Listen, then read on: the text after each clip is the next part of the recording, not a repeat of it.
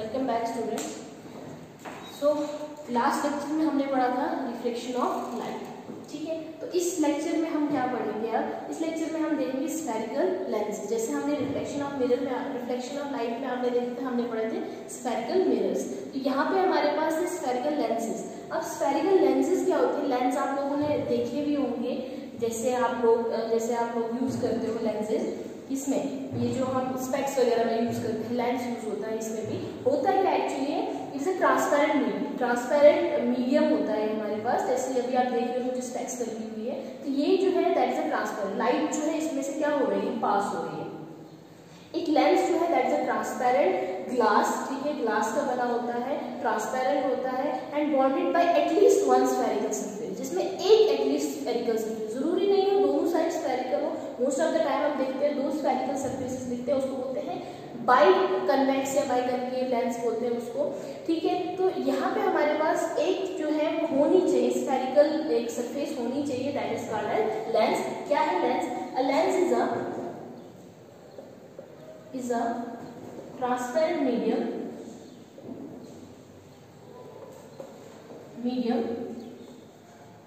bound by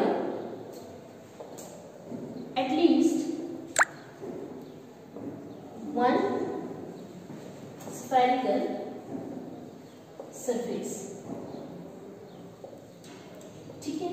generally हमारे पास दो types के लेंसेज होते हैं, कौन कौन से? One is convex lens and second is concave lens, okay. दो टाइप के लेंस होते हैं, कन्वेक्स लेंस और concave लेंस। जैसे हमने मिरर्स में भी पढ़े थे, मिरर भी दो टाइप्स के होते हैं, concave मिरर और कन्वेक्स मिरर। तो इस तरह से लेंस जो है वो भी दो टाइप्स के हैं, कन्वेक्स लेंस और concave लेंस। सबसे पहले कन्वेक्स लेंस। कन्वेक्स लेंस क्या होता है? एक ऐसा मीडियम, एक ट्रांसपेरेंट मीडियम, जिसमें क्या होता है हमारे पास जो ये हमारे पास जो बीच वाली जो साइड होती है, बीच वाला जो पोर्शन होता है दैट इज थिकर एंड जो एंड्स होते हैं वो क्या होते हैं, थिनर, ठीक है। Transparent medium that is thicker at the centre and thinner at the edges, ठीक है। कन्वेक्स लेंस भी हमारे पास तीन टाइप्स के होते हैं। एक होता है प्लेनो कन्वेक्स लेंस, एक होता है बाई कन्वेक्स लेंस और एक होता है कनकेवो कन्वेक्स लेंस। देखिए कनकेव कन्वेक्स, जैसे हमने कन्वेक्स मिरर पढ़े थे, कन्वेक्स मिरर क्या होता है, लाइक दिस होता है ना, ऐसे, ठीक है। तो ये भी यहाँ पे कनकेव लेंस भी ऐसे ही होता है, इसमें रिफ्लेक्शन होती थी फ्रॉम आउटर सरफेस, ठीक है, और इनर सरफेस क्या होती थी, पॉलिश। लेकिन यहाँ पे हम क्या करते हैं, क्योंकि ये ट्रांसपेरेंट है, ठीक है, ट्रांसपेरेंट मीडियम है, तो इसीलिए हमारे पास ये स्ट्रक्चर सेम रहता है। लेकिन अब मैंने बोला आपको कि तीन टाइप्स के होते हैं, प्लेनो कन्वेक्स, बाई कन्वेक्स और कनकेव कन्वेक्स। प्लेनो कन्वेक्स क्या होता है? जिसमें एक साइड जो है वो कनकेव कन्वेक्स हो और दूसरा साइड क्या हो, प्लेन हो, एक साइड से प्लेन ग्लास और दूसरा साइड क्या हो, वो क्या हो, कन्वेक्स हो, that is known as plano convex. इसको बोलेंगे प्लेनो कन्वेक्स। बाई कन्वेक्स होता है जिसमें दोनों साइड जो है कन्वेक्स होती है, एक ये वाली साइड भी और ये वाली साइड भी, that is called biconvex. And third one is concavo convex, जिसमें एक साइड जो है वो कनकेव होती है, जैसे ये हमारे पास है कन्वेक्स, ठीक है, और दूसरी साइड क्या होती है, concave, that is called concavo convex, okay. यहाँ पे हमारे पास कन्वेक्स लेंस जो है that is also called as converging lens, क्योंकि जब भी लाइट रेज के ऊपर पड़ती है वो आफ्टर रिफ्लेक्शन क्या करती है, वो कन्वर्ज करती है। कन्वर्ज आपको पता है, कन्वर्ज का मतलब क्या होता है, जहाँ पे एक पॉइंट पे आके सारे लाइट रेज जो है वो मीट करती है, that is called as convex, उसको कहते हैं कन्वर्जिंग लेंस, ठीक है। तो यहाँ पे हमारे पास कन्वेक्स लेंस जो है that is a converging lens. उसी तरह से हमारे पास दूसरा जो है that is concave lens.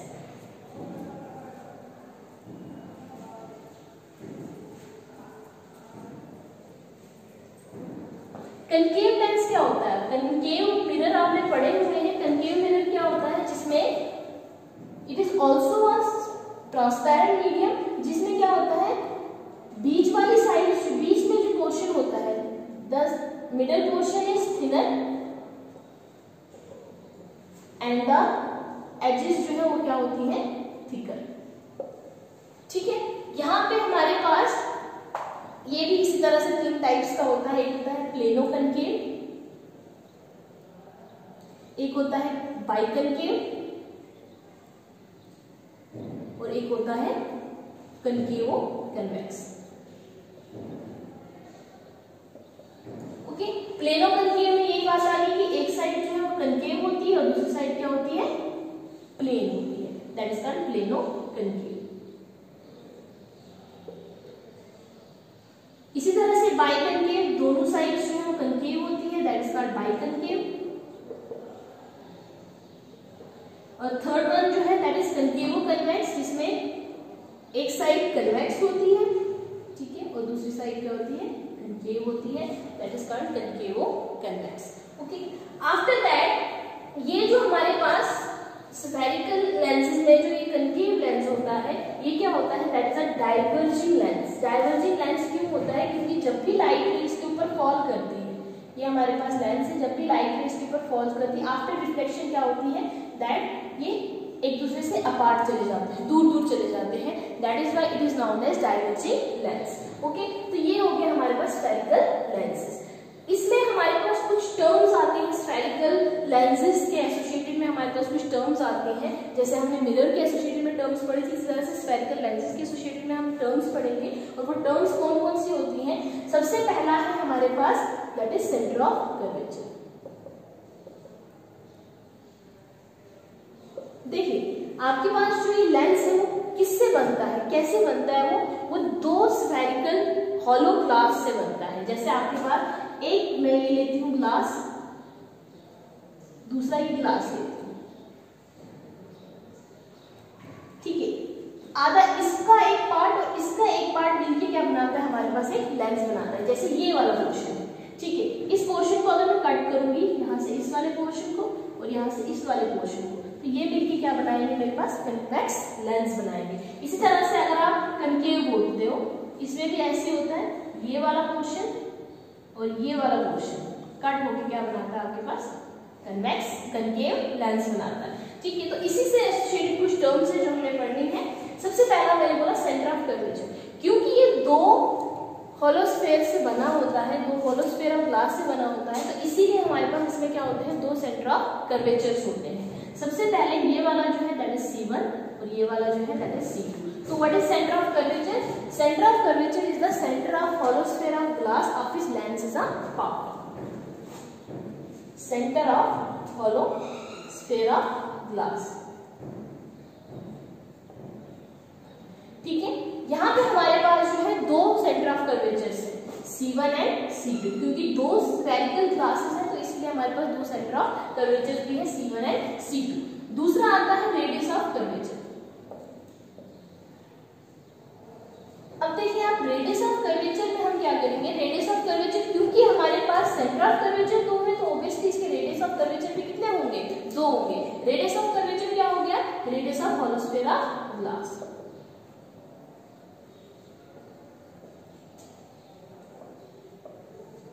Okay, ठीक है, R1 एंड R2 ये हो गया 2 रेडियस,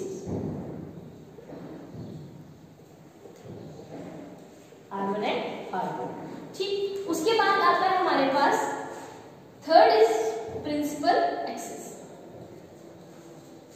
ये सारी टर्म्स आपने स्फेरिकल मिरर के केस में भी पढ़ी हुई है, लेकिन फिर भी मैं इसको रिपीट कर रही हूँ, मे बी थोड़ा डिफरेंट हो इसमें कुछ। स्फेरिकल प्रिंसिपल एक्सिस क्या होता है, प्रिंसिपल एक्सिस होता है a line that passes through the two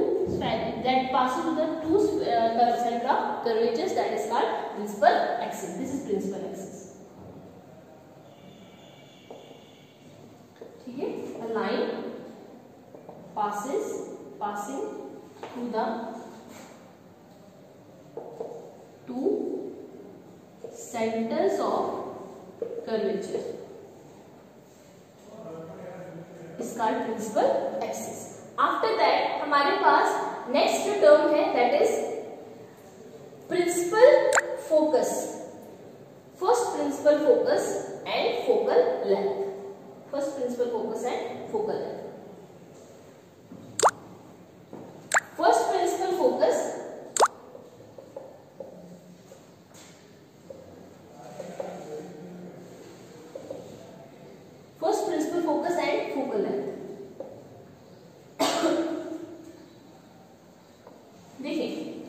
यहाँ पे मैंने प्रिंसिपल फोकस क्यों बोला, क्योंकि हमारे पास यहाँ पे दो साइड्स हैं, दो मिरर, दो लेंस हैं, दो हमारे पास ये है स्फेरिकल ग्लासेस हैं, तो दैट मीन्स दो फोकस होंगे यहाँ पे हमारे पास। अब वो दो फोकस कौन से होंगे? सबसे पहले फर्स्ट प्रिंसिपल फोकस है, it is a point on the principal axis. एक प्रिंसिपल एक्सिस पे एक ऐसा पॉइंट जहां से अगर लाइट रेज निकल रही है या वहां की तरफ जा रही है towards that principal focus after reflection, not reflection, after reflection क्या हो जाए वो पैरेलल टू प्रिंसिपल एक्सिस। जैसे ये है हमारे पास,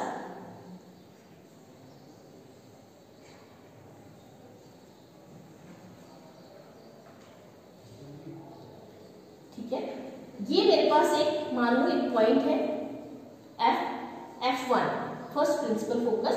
यहां से जो भी लाइट रे जाएगी after reflection it goes parallel to principal axis. अगर कन्वेक्स मिरर, कन्वेक्स लेंस होगा तो it goes parallel to principal axis. अगर आपके पास इसी की जगह कनकेव होगा तो कनकेव में क्या होगा, ए लाइट रे जो कि प्रिंसिपल फोकस की तरफ जा रही है, ठीक है, प्रिंसिपल फोकस की तरफ जा रही है, यहां से ये है आपके पास प्रिंसिपल फोकस, यहां की तरफ जा रही है, आफ्टर रिफ्लेक्शन कैसे जा रही है, पैरेलल टू प्रिंसिपल एक्सिस।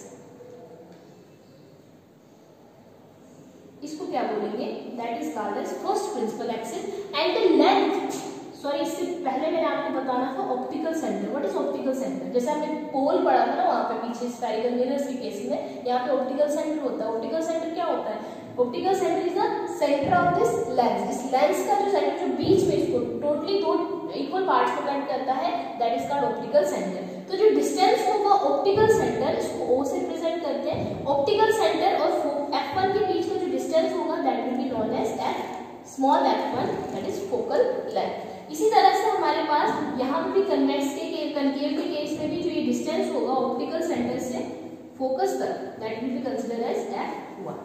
इसी तरह से हमारे पास दूसरा आता है सेकंड प्रिंसिपल फोकस। अब सेकंड प्रिंसिपल फोकस क्या होगा?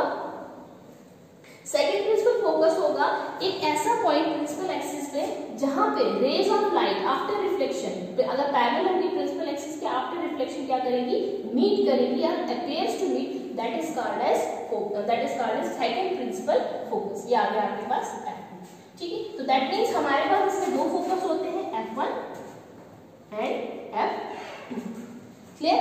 तो ये थी कुछ टर्म्स, और इसके बाद लास्ट टर्म है that is aperture. What is aperture? Aperture is the diameter of the lens, जहां से refraction takes place हो रही है, that is known as aperture. So these are some terms related to this spherical lenses. इसके बाद हमारे पास क्या है, कुछ इमेज फॉर्मेशन, जैसे हमने मिरर के केस में इमेज फॉर्मेशंस की थी, यहाँ पे भी इमेज फॉर्मेशंस है, उसके लिए रूल्स है। जैसे उसमें रूल्स पढ़े थे हमने, इसी तरह से यहाँ पे भी कुछ रूल्स हैं जो हमने पढ़ने हैं। सबसे पहले कन्वेक्स के लिए देखते हैं rules. Rules for image formation in convex lens, ठीक है। 3 रूल्स है हमारे पास इसके लिए, इमेज फॉर्मेशंस के लिए। क्या क्या रूल्स है? सबसे पहला रूल है, ये आपके पास है कन्वेक्स लेंस, प्रिंसिपल एक्सिस, ये आ गया ऑप्टिकल सेंटर, ये आ गया F1, ये आ गया F2, ठीक है, ये आ गया C2, ये आ गया C1। सबसे पहला रूल है a ray of light parallel to principal axis। जो भी ray of light parallel to principal axis होगी, after reflection it always passes through the focus।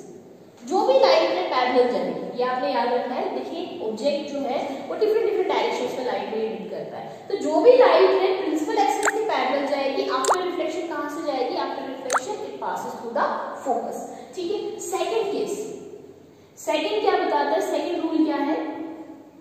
Second rule इसका अपोजिट है।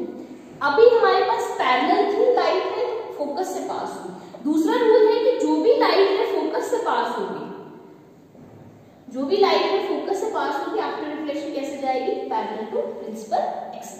ये आ गया आपके पास 2 रूल्स इसके। थर्ड रूल है इसका, जैसे मैंने आपको बताया था कि जब भी लाइट रे नॉर्मली फॉल करती है, नॉर्मली मीन्स जब भी लाइट रे परपेंडिकुलरली फॉल करती है वो कैसे जाती है, अनडेविएटेड जाती है। इसी तरह से यहाँ पे हमारे पास जो है इसका नॉर्मल कौन सा है, इसका नॉर्मल जो है दैट इज ऑप्टिकल सेंटर, क्योंकि दो हमारे पास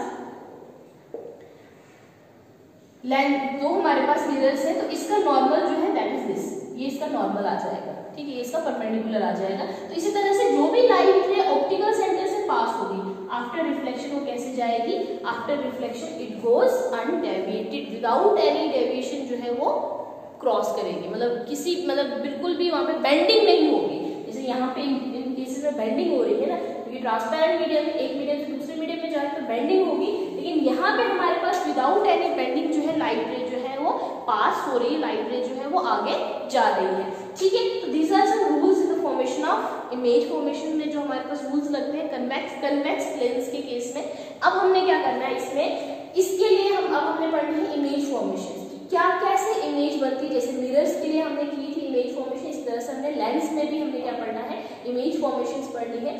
उसके लिए आपने क्या करना है, उसके लिए इन्हीं रूल्स को माइंड में रखें, इन रूल्स को यूज करके आपने क्या करनी, इमेज फॉर्मेशन। जस्ट लाइक आपने कनकेव मिरर और कन्वेक्स मिरर में की थी कि डिफरेंट पोजिशंस पे ऑब्जेक्ट रखना है और डिफरेंट हमारे पास इमेजेस बनती, किस टाइप की इमेजेस बनती, उसकी पोजीशन क्या होती है, उसकी नेचर क्या होती है और उसका साइज क्या होता है, वो हम जो है इसमें पढ़ेंगे। तो वो मैं आपको नेक्स्ट लेक्चर में जो है वो बताऊंगी कि क्या होती है इसकी इमेज फॉर्मेशन जो है वो कैसे होती है, ठीक है। Okay, thank you.